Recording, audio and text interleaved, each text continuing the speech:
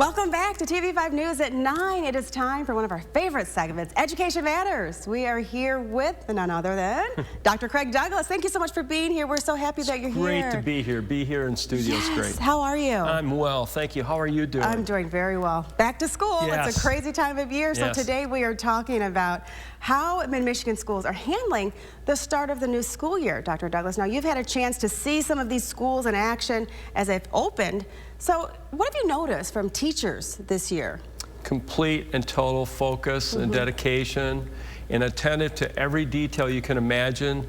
I mean, my background pre-COVID and now coming in during the COVID, it's unbelievable the precautionary measures that teachers and principals, all staff, have instituted. And I've noticed that they're really reiterating what they're doing in person, virtually as well. So my kids are getting from their teachers in the classroom, but they're also getting a lot online when they get home too. So I really appreciate that. There's a real concern to make sure that support is given to students, because I think everyone understands the challenges students are facing today are unprecedented, they're unique, and they really need extra help and attention to cope. Yeah.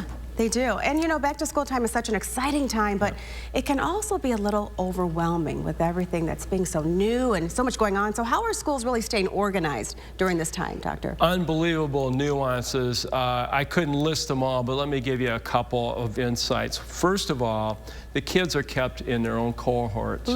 And so when they go to lunch, for example, they're seated among their own classmates, and only half of the cafeteria is occupied. The other half is being cleansed and swept.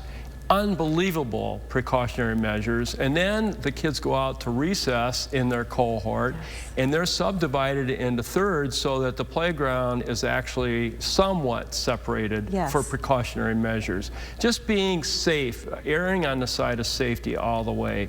So those kinds of advanced thoughts I thought were really, really good and comforting, I think, to all parents and viewers to know that everything's being done to make things safe. They are. The schools are really on top of it. And this is the second year that schools are starting in a pandemic, Dr. Douglas. So how is COVID-19 really impacting the classroom? I know that I really appreciate at my kids' school, they're being very transparent with all of the parents out there. They're making sure that they let us know if there are any cases, you know, all of the mask mandates or whatever there may be. They are letting and informing parents, and they're giving us an opportunity to have a survey and to give them our input as well. So how do you see it from a school perspective? I affirm what you're saying, Colette. There's an increase in communication both ways, from parent to school and from school to parent, teacher to parent, student to teacher to parent. All the dynamics are ramped up and I think amplified, which is good because that helps, again, share information, gain trust, gain confidence as this virus and this variant seems to evolve over time.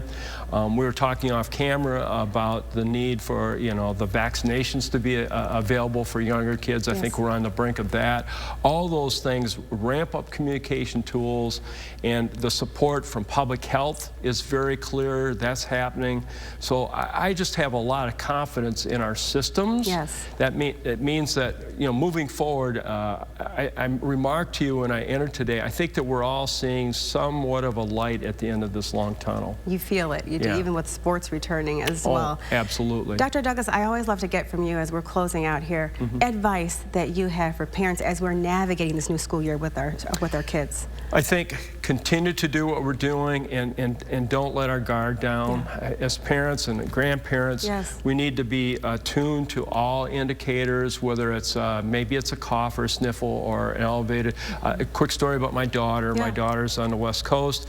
We communicate, she has bronchitis, and she's been tested for COVID 3 times during this little bout of bronchitis. So even a sniffle, what we used to think of as a sniffle, is new. And so as parents and grandparents, we need to be supportive and be attentive and not assume that everything's fine. Make sure that it's fine. I love it. Stay vigilant, that's for sure. Thank you, Dr. Douglas, again, for your great advice. We appreciate it. Thank you. And if you'd like any more information about this topic, check out the School Source page. That's at WNEM.com.